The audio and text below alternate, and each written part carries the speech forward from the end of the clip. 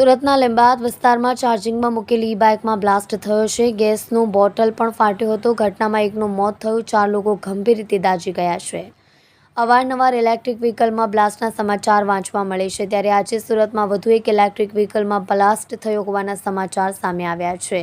સુરતના ગોડાદરા વિસ્તારમાં આવેલી એક સોસાયટીમાં બાઇકની બેટરીને ચાર્જિંગમાં મૂકવામાં આવી હતી, જેમાં આજે સવારે બ્લાસ્ટ થતાં આગ લાગતા 18 વર્ષની એક યુવતીનું મોત નીપજ્યું છે અને 4 લોકો દાઝી ગયા હોવાના અહેવાલ પ્રાપ્ત થયા છે.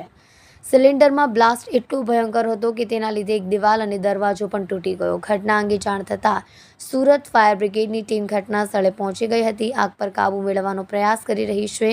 ફાયર વિભાગના કર્મચારીએ બીજા માળે આવેલી મકાનની ગેલેરીમાં ફસાયેલા 3 લોકોનું રેસ્ક્યુ કર્યું હતું, જેમાં એક મહિલા, એક બાળક અને એક મોટી વયના વ્યક્તિનું રેસ્ક્યુ કર્યું હતું. આ દરમિયાન એક મહિલાને સીડી પરથી નીકળી પ્રયત્ન કર્યો હતો, જેમાં તે દાઝી જતા તેને તાત્કાલિક સારવાર માટે હોસ્પિટલ ખસેડવામાં આવી છે. ઘટનાની જાણ થતાં સુરતના ડેપ્યુટી મેયર નરેન્દ્ર પાટીલ ઘટના સ્થળે પહોંચી નિરીક્ષણ કર્યું હતું. ત્યારબાદ તેઓ ઇજાગ્રસ્તોના ખબર અંતર પૂછવા માટે સ્મીમેર હોસ્પિટલની મુલાકાતે ગયા હતા અને તેમણે જણાવ્યું હતું કે પાર્કિંગમાં ઇલેક્ટ્રિક વ્હીકલ ચાર્જિંગમાં મૂકવામાં આવ્યું હતું. આખી રાત ચાર્જિંગમાં પડી રહેતા બ્લાસ્ટની સ્થિતિ સર્જાઈ હતી, જેને કારણે આગ લાગી હતી.